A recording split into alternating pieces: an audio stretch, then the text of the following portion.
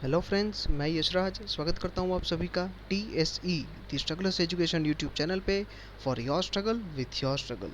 सो दोस्तों, जो कोई भी स्टूडेंट्स अपनी गवर्नमेंट एग्ज़ाम की प्रिपरेशन कर रहे हैं उन सभी के लिए हमने यूट्यूब पर एक फ्री सेशन स्टार्ट करे हैं, एक फ्री बैच स्टार्ट करी है जिसमें रेगुलर बेसिस के ऊपर आपकी एग्ज़ाम्स में पूछे जाने वाली टॉपिक्स के ऊपर हम डिटेल में डिस्कशन करते हैं।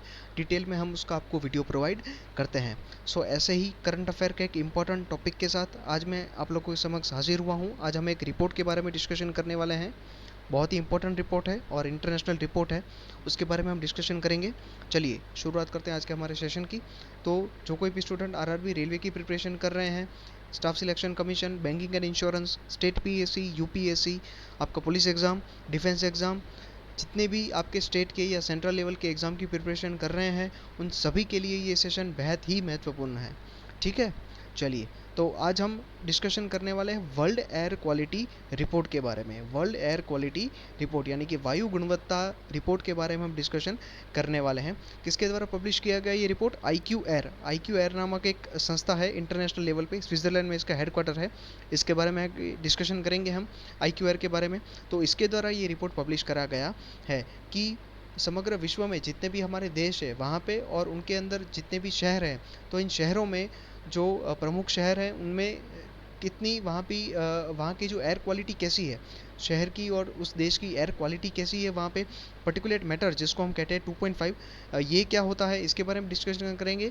तो इसके बेसिस के ऊपर ये रिपोर्ट रेडी करा गया है कि कोई भी देश में, कोई भी शहर में, उसके वहाँ के वातावरण में जो है वो कितने पर्टिकुलेट मैटर 2.5 की सांद्रता, कंसंट्रेशन वहाँ की कितनी है, और वहाँ का वायु प्रदूषण कितना है, एयर की क्वालिटी क्या है, उसके बेसिस के ऊपर ये रिपोर्ट रेडी करा गया है। ठीक है, चलिए शुरुआत करते हैं। तो हम देखने वाले हैं वर्ल्ड एयर क्वालिटी रिपोर्ट।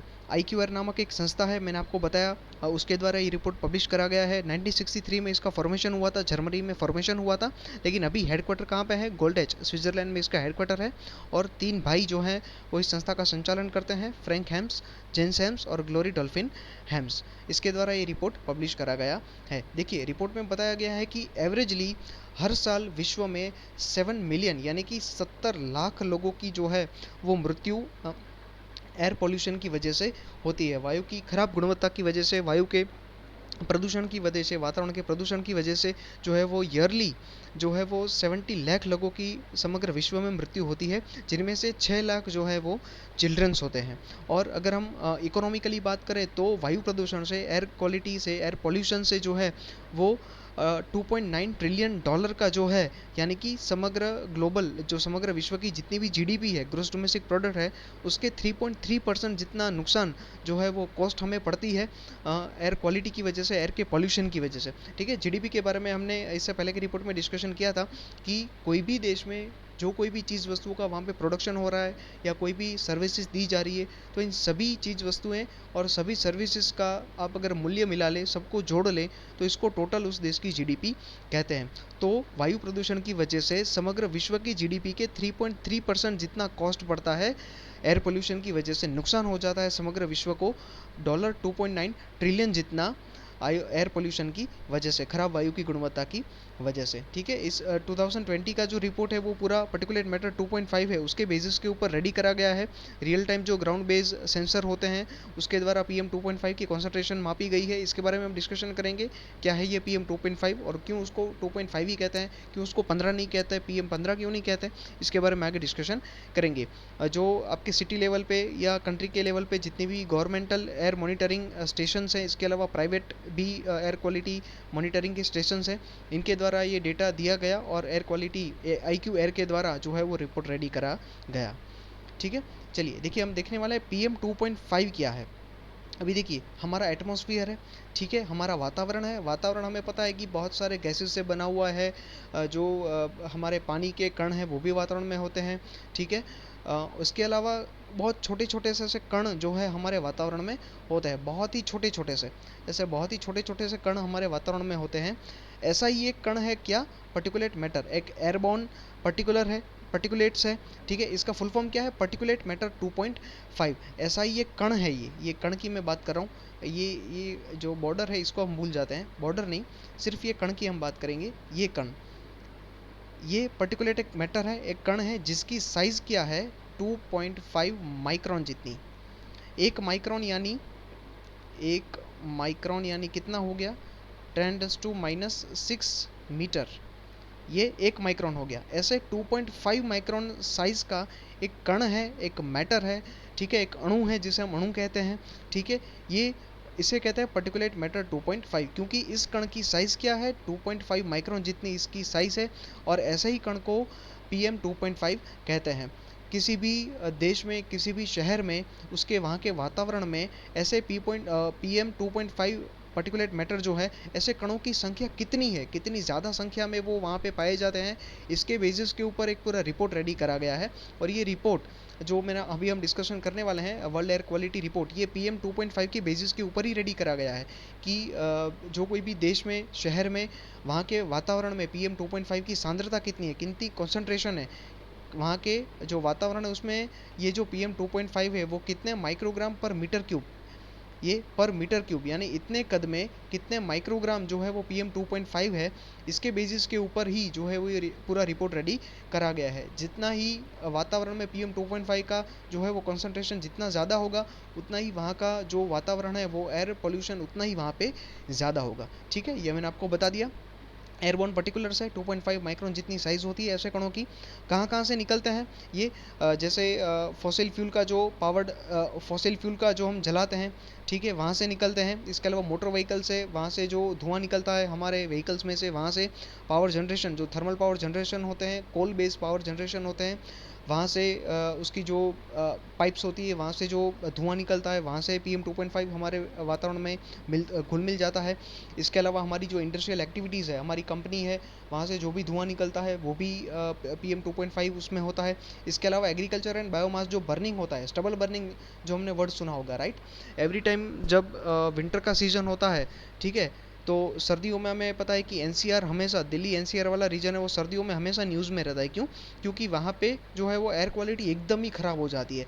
एकदम ही ये जो PM 2.5 का लेवल है वो वातावरण में एकदम से ही मतलब बहुत ही सर्ज कर जाता है, बहुत ही बढ़ जाता है। क्यों? बहुत से रीज़न हैं, लेकिन हमें एक मेजर रीज़न वहाँ पे यही देखने को मिलेगा कि भाई स्टबल बर्निंग होती है। स्टबल यानी जो कोई भी पाक लिया जाता है, मतलब दिल्ली NCR वाला जो एरिया है वो पंजाब से बॉर्डर उसकी टच होती है। तो हमें पता है कि सबसे ज़्यादा एग्रीकल्चर एक्टिविटीज़ जो है पंजाब, हरियाणा, यूपी में ही होती है वहाँ पे, ठीक है। तो एग्रीकल्चर एक्टिविटीज़ में जो कोई भी पाक वहाँ पे लगाया जाता है, तो उसके बाद वहाँ पे जो है वो कुछ बच जाता है, कुछ वेस्ट जो है वो बच जाता है, फसल के बाद कुछ वेस्ट जो है वो बच जाता है। अभी इस वेस्ट का क्या करेंगे, तो जो किसान लोग होते हैं वो उस वेस्ट को जला देते हैं। अभी आप बोलोगे कि सर वो जलाते क्यों हैं, तो देखिए वो लोग मजबूर हैं। क्यों मजबूर हैं? क्योंकि उन्होंने एक फसल ले ली, एक फसल और दूसरी फसल, इन दोनों के बीच का जो ड्यूरेशन है टाइम, वो बहुत उनको कम मिलता है। और इतने टाइम में ये जो यहाँ पे वेस्ट बचा है, वो वेस्ट को कोई टेक्नोलॉजी की मदद से वहाँ से निकालना, उसका जो है वो कुछ सोल्यूशन लाना, इतनी टेक्नोलॉजी हमारे पास अभी अवेलेबल भी नहीं है। अगर है भी तो भी बहुत ज़्यादा वो कॉस्टली है और सभी किसान जो है उसको अफोर्ड नहीं कर पाते हैं। तो ये कुछ रीजंस मैंने आपको बताया कि भाई क्यों उनको ये वेस्ट चलाना पड़ता है। एक तो टाइम बहुत कम मिलता है दो फसल के बीच में, और इतने टाइम में जो है वो हमारे पास ऐसी टेक्नोलॉजी भी नहीं है, और है तो बहुत ही महंगी है, यानी सभी किसान उसको अफोर्ड नहीं कर पाते हैं, इसीलिए वो वेस्ट को जलाते हैं। और सब लोग बोलते हैं कि यही मेजर रीज़न है, लेकिन नहीं, ऐसा नहीं है। ये, हाँ, एक ये भी रीज़न है, स्टबल बर्निंग भी एक रीज़न है, लेकिन वो एकमात्र रीज़न नहीं है NCR के प्रदूषण के लिए। हमें पता है कि NCR वाला एरिया है, नोएडा, गुड़गांव जो एरिया है, दिल्ली है, वहाँ पे बहुत सारी इंडस्ट्रीज़ हैं।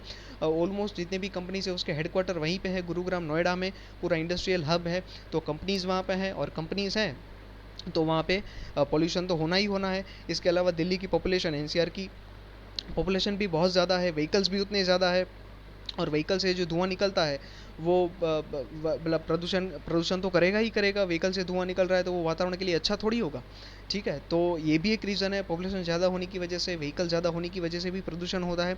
तो ऐसे बहुत सारे रीज़न है, मतलब ये स्टबल बर्निंग एकमात्र रीज़न नहीं है। हाँ, वन ऑफ द रीज़न हम उसको बोल सकते हैं कि बहुत सारे रीज़न में से ये भी एक रीज़न है कि स्टबल बर्निंग होने की वजह से NCR का प्रदूषण बढ़ जाता है। तो ये मैंने आपको कुछ सोर्सेज बता दिए कि PM 2.5 जो मैटर है वो कहाँ कहाँ से निकलते हैं, हमारे वातावरण में कैसे घुल मिल जाते हैं। इसके अलावा अगर हम बात करें कि ये इससे होगा क्या कि PM2.5 अगर हमारे वातावरण में मिल गया, ठीक है, हमारे एटमॉस्फेयर में मिल गया, तो इससे होगा क्या। तो देखिए ये PM2.5 मैटर्स है वो क्या होंगे जब हम इनहेलेशन करेंगे, मतलब हमारी जो रेस्पिरेटरी प्रोसेस होगी, हम जब श्वसन करेंगे तो हमारे नाक से वो क्या जाएंगे, हमारे बॉडी में जाएंगे, ठीक है। जब हम सांस लेंगे तो हमारी बॉडी में जाएंगे, हमारी बॉडी में जाएंगे तो सबसे पहले कहाँ पे जाएंगे, हमारे लंग्स में।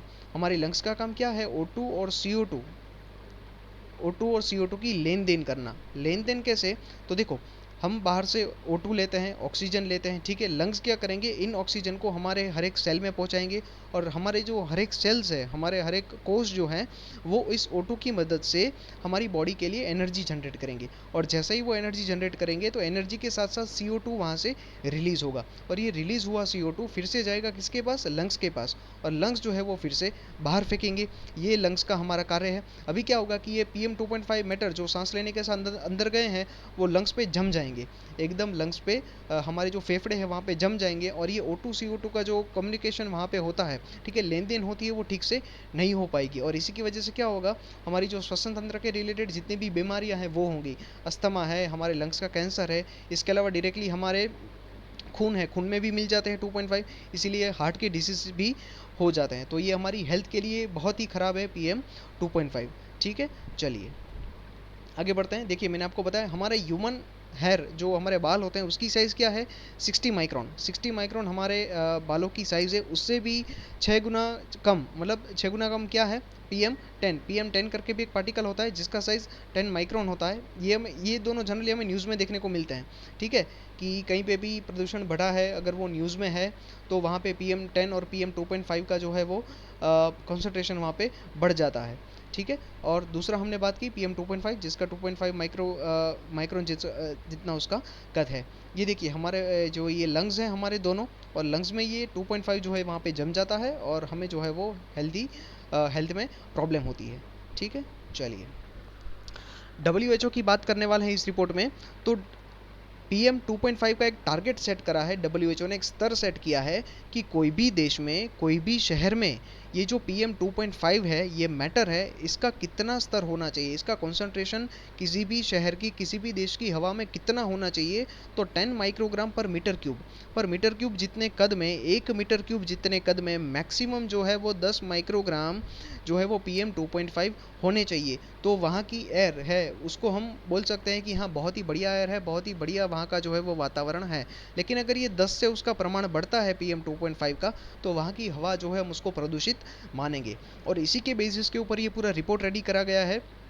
जो US एयर क्वालिटी इंडेक्स है जो यहाँ पे नीचे दिया गया है, इसके बेसिस के ऊपर ही पूरा रिपोर्ट रेडी करा गया है। हर एक देश को जो है वो अलग अलग स्तर में रखा गया है यहाँ पे। और ये स्तर कैसे रेडी करे गए हैं, तो PM2.5 की कॉन्सेंट्रेशन वहाँ की हवा में कितनी है, जैसे 0 से 12 माइक्रोग्राम पर मीटर क्यूब है तो उसको गुड क्वालिटी बोला जाता है वहाँ के एयर को। इसके अलावा 12.1 से 35.4 है तो उसको मॉडरेट बोला जाता है, यानी ठीक है, मॉडरेट है, चलता है, मध्यम है। 35.5 से लेके 55.4 तक अगर PM2.5 है तो अनहेल्दी पीपल जो है वो सेंसिटिव ग्रुप के पीपल है उनके लिए अनहेल्दी माना जाता है उसको।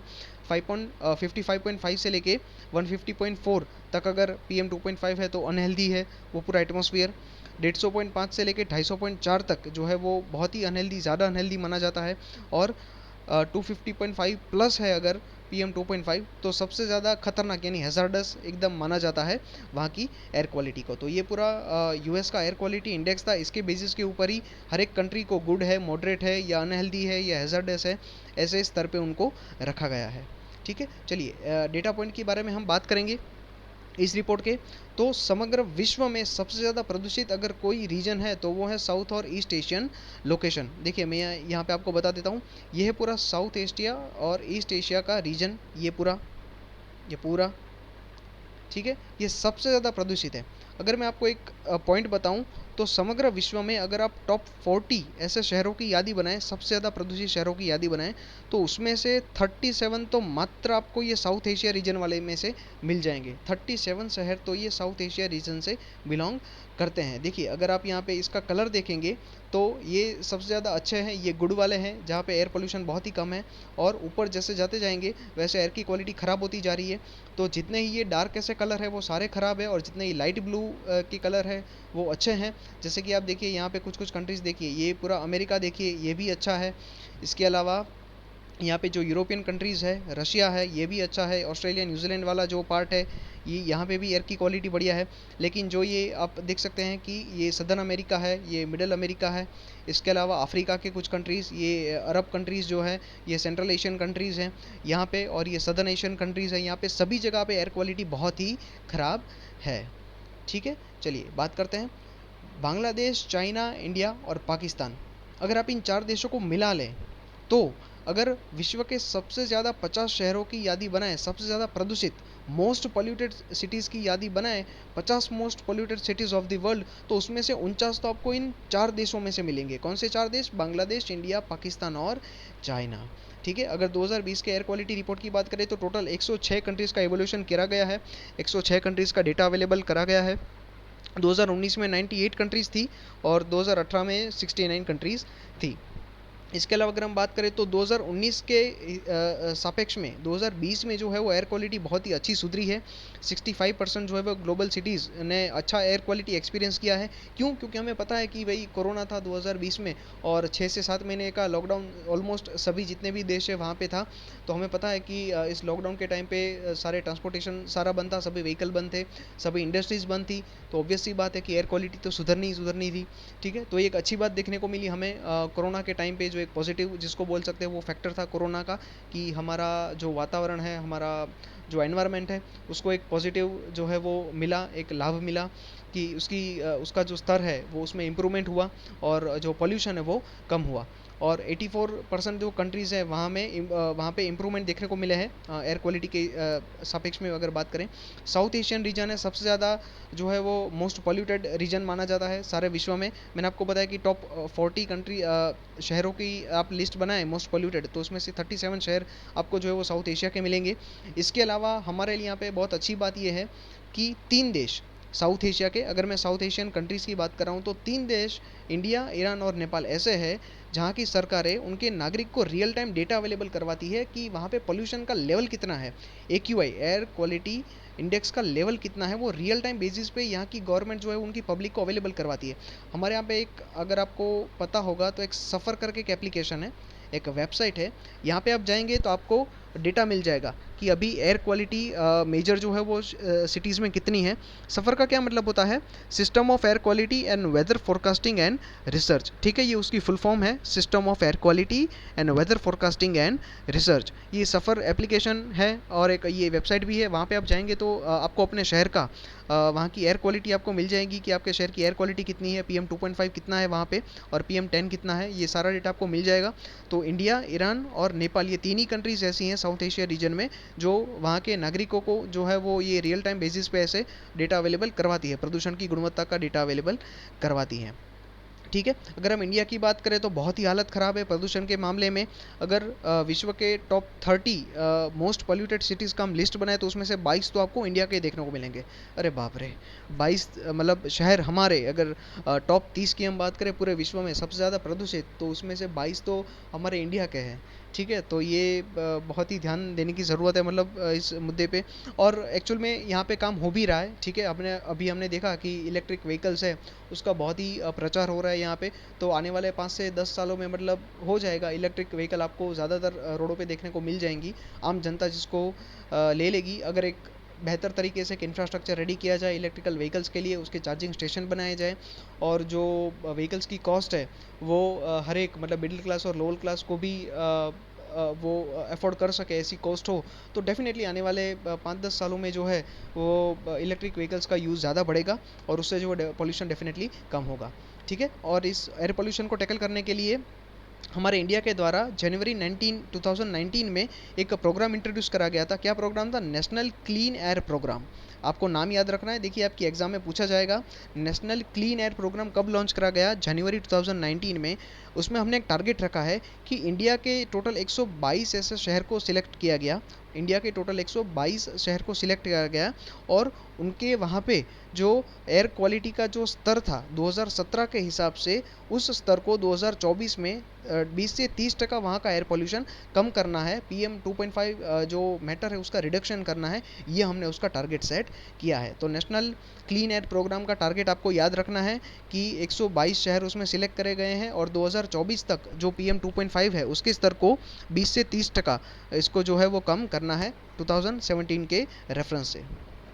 चलिए ये बात हमने कर ली है यहाँ पे। अभी कंट्री के बारे में बात करेंगे, ओवरऑल रैंकिंग के बारे में बात करेंगे। वर्ल्ड एयर क्वालिटी रैंकिंग में जितने भी कंट्रीज़ है, टॉप से कंट्रीज़ कौन से हैं जहाँ पे सबसे ज़्यादा पोल्यूशन है, ये टॉप के 5 कंट्रीज़, और सबसे लास्ट के 5 कंट्रीज़। लास्ट मतलब देखिए ये कंट्रीज़ बहुत ही बढ़िया कंट्रीज़ हैं, मतलब एयर पोल्यूशन की मैं बात कर रहा हूँ। यहाँ पे एयर पोल्यूशन जो है वो बहुत ही कम है, और यहाँ पे जैसे आप ऊपर चलते चलेंगे, मतलब आगे रैंक में चलेंगे, तो यहाँ पे आपको वायु की गुणवत्ता बहुत ही ख़राब मिलेगी यहाँ। लेकिन इसका मतलब हुआ पोल्यूशन यहाँ पे सबसे ज़्यादा है, ठीक है, पोल्यूशन यहाँ पे सबसे ज़्यादा है। ऐसे टॉप पोल्यूटेड कंट्रीज़ की बात करें तो टोटल 106 देशों का डेटा पूरा रेडी करा गया है।